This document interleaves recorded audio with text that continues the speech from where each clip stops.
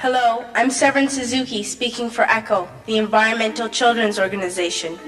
We're a group of 12 and 13-year-olds trying to make a difference. Vanessa Seti, Morgan Geisler, Michelle Quigg, and me. We've raised all the money to come here ourselves, to come 5,000 miles to tell you adults you must change your ways. Coming up here today, I have no hidden agenda. I am fighting for my future. Losing my future is not like losing an election or a few points on the stock market. I am here to speak for all generations to come. I am here to speak on behalf of the starving children around the world whose cries go unheard. I am here to speak for the countless animals dying across this planet because they have nowhere left to go. I am afraid to go out in the sun now because of the holes in our ozone. I am afraid to breathe the air because I don't know what chemicals are in it. I used to go fishing in Vancouver, my home, with my dad, until just a few years ago we found the fish full of cancers. And now we hear of animals and plants going extinct, every day vanishing forever. In my life, I have dreamt of seeing the great herds of wild animals, jungles and rainforests full of birds and butterflies. But now I wonder if they will even exist for my children to see. Did you have to worry of these things when you were my age?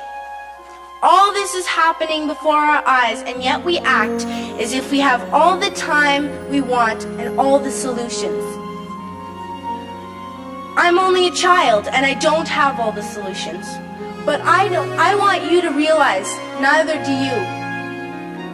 You don't know how to fix the holes in our ozone layer.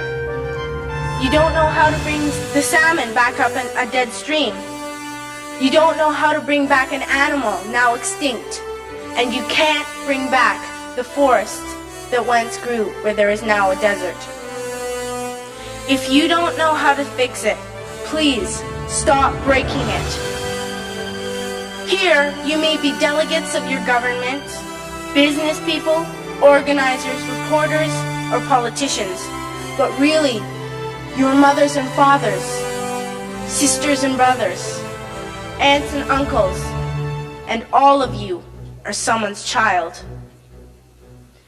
I'm only a child, yet I know we are all part of a family, 5 billion strong, in fact 30 million species strong, and borders and governments will never change that.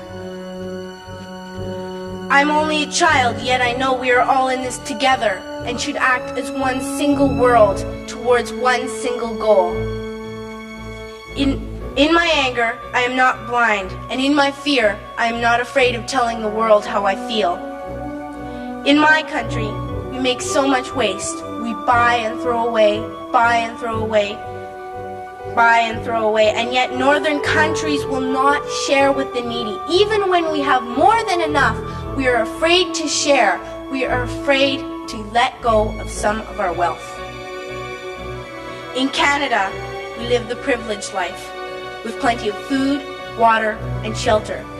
We have watches, bicycles, computers, and television sets. The list could go on for 2 days. 2 days ago, here in Brazil, we were shocked when we spent time with some children living on the streets. This is what one child told us. I wish I was rich. And if I were, I would give all the street children food, clothes, medicines, shelter, and love and affection. If a child on the streets who has nothing is willing to share, why are we who have everything still so greedy? I can't stop thinking that these are children my own age, that it makes a tremendous difference where you are born. That I could be one of those children living in the favelas of Rio. I could be a child starving in Somalia, or a victim of war in the Middle East, or a beggar in India.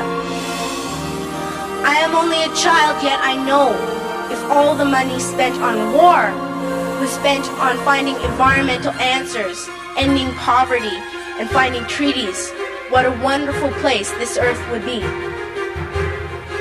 At school, even in kindergarten, you teach us how to behave in the world.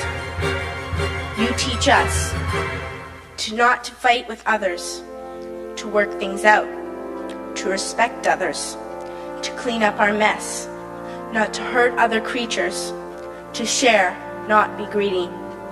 Then why do you go out and do the things you tell us not to do? Do not forget why you are attending these conferences, who you're doing this for. We are your own children. You are deciding what kind of a world we are growing up in. Parents should be able to comfort their children by saying, everything's going to be all right. It's not the end of the world, and we're doing the best we can.